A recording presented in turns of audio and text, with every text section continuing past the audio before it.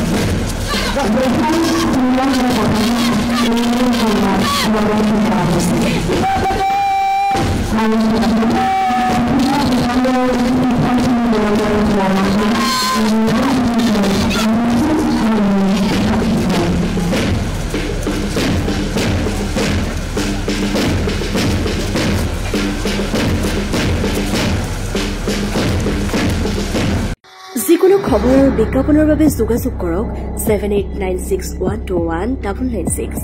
লগতে 7002537271 আৰু 9854011916